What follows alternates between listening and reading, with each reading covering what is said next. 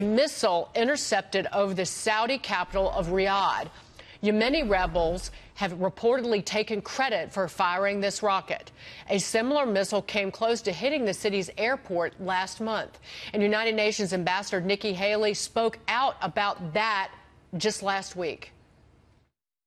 In this warehouse is concrete evidence of illegal Iranian weapons proliferation. These are the recovered pieces of a missile fired by Houthi militants from Yemen into Saudi Arabia. The missile's intended target was the civilian airport. Just imagine if this missile had been launched at Dulles Airport or JFK, or the airports in Paris, London, or Berlin. The fight against Iranian aggression is the world's fight. Joining us this morning is Fox News senior strategic analyst General Jack Keane. General, this goes to what the ambassador was saying last week, that displaying this missile, and this is, Nikki Haley said these weapons might as well have made in Iran stickers on them. This is Iran, and this is a violation of the Iranian nuclear deal. What does the U.S. do from this day forward related to that? Well, actually, it's not a violation of the nuclear deal. It's a violation of UN resolutions.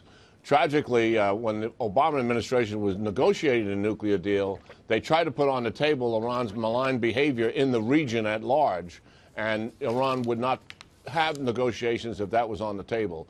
Yes, I mean, clearly, we have got to see Iran, and I think the administration has got it exactly right, as the #1 malign actor in the Middle East. They want to dominate and control it. They're having incredible success at what they're doing, Dagan. They own Lebanon. They have just literally taken over Syria. They have built a land bridge from Iran through Iraq to Syria to Lebanon. They have more political influence in Iraq than the United States has, despite all of our military efforts there. And they dominated and took control of Yemen. And the UAE and the Saudis are pushing back. We have got to organize with the Sunni Arabs to push back comprehensively against Iran's aggressive behavior. What does that mean? I want to, because this closely dovetails what you're talking about, what President Trump was talking about yesterday in that new national security strategy. While laying out the plan yesterday, the president stressed economic security and American strength while putting the nation's rivals on notice. Just listen to this really quickly, General. We face rogue regimes that threaten the United States and our allies. We face terrorist organizations, transnational criminal networks, and others who spread violence and evil around the globe.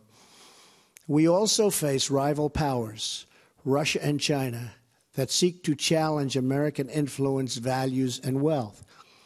We will attempt to build a great partnership with those and other countries, but in a manner that always protects our national interest.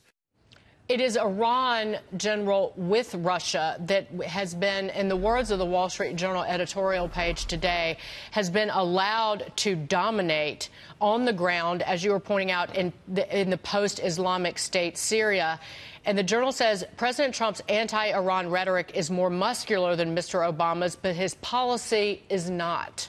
So what are you talking about in terms of what we should be doing in terms of our Sunni Arab allies in that region? What is it going to take, like, point by point? Well, first of all, we have to organize with them and clearly put together a strategy and a plan to push back on the Iranians and their behavior. And then, you know, the truth is, since 1982, when they blew up our embassy and our barracks in Lebanon and then in Kuwait as well, and our barracks in Saudi Arabia in the 90s, no American president has ever truly confronted the Iranians. And we had one American president make a horrible deal with them, which almost guarantees them a nuclear weapon in 10 to 15 years.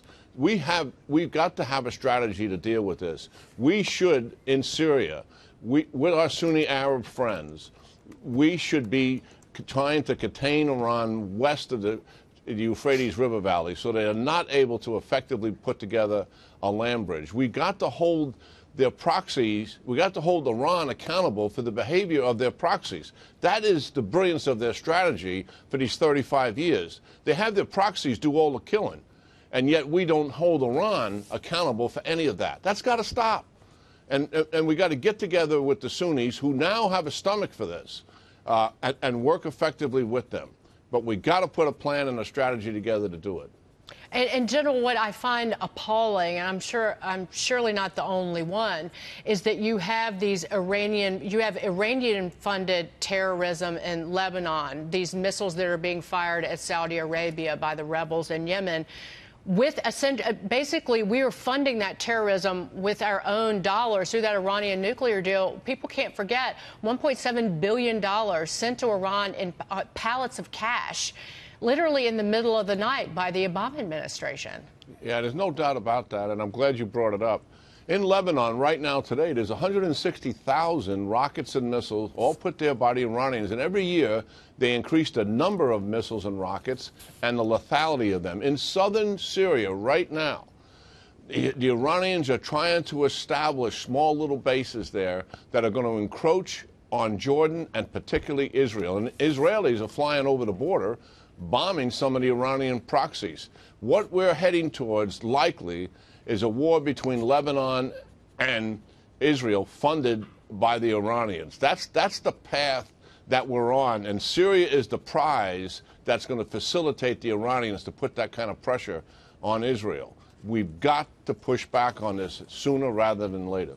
So a lot of what President Trump talked about in the speech yesterday, General, was it's not just the threat on the ground and kind of traditional terrorism, traditional threats, but it's also the cyber threat, and that specifically is related to North Korea. The White House now blaming the Kim Jong-un regime for the WannaCry ransomware virus that infected hundreds of thousands of computers earlier this year. The cyber attack crippled networks at hospitals, schools, businesses worldwide. In a Wall Street Journal op-ed published last night, Homeland Security Advisor Tom Bossert said, quote, "The attack was widespread and cost billions, and North Korea is directly responsible." He went on to say North Korea is increasingly using cyber attacks to fund its reckless behavior and cause disruption across the world. General Keane, President Trump talked about Russia and China. This is how we deal with North Korea, right? What do we do in terms of China and North Korea? We talk about the nuclear threat of North Korea, but this is insidious as well. Yeah, North Korea has been conducting a 10-year cyber espionage and cyber attack campaign. They do it for two reasons. They want to be disruptive to advanced powers in the world, and the second thing is they use it to get money. And that's what this campaign was largely about.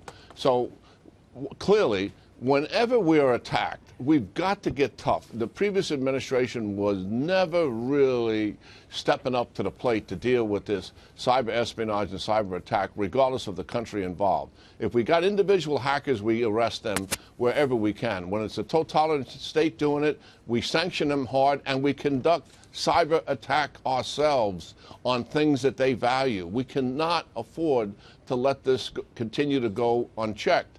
We have to have better defense. We all know that. Public and private partnerships are going to help with that. We've got to get the Internet to be considerably more defensive than what it is, and we've got to work with the people to actually drive that Internet. Microsoft's very aggressive action here, going right after North Korea as a result of this, certainly was a huge step in the right direction. Obviously, it got their attention. So we've got to work with people like Microsoft to make this Internet better defensively. General, it was great to see you as always. General Jack Keane, happy holidays, my friend. Yeah, Merry Christmas to you, Dagan. Take care. Merry Christmas, sir. Merry Christmas.